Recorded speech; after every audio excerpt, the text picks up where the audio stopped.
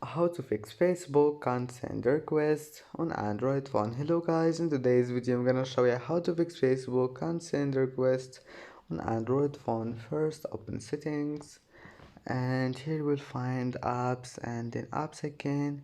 Now just go to Facebook and click for stop here and now go to data usage. Now enable all of those here, mobile data and Wi-Fi and background. You will find it like that. Just enable everything here and go back.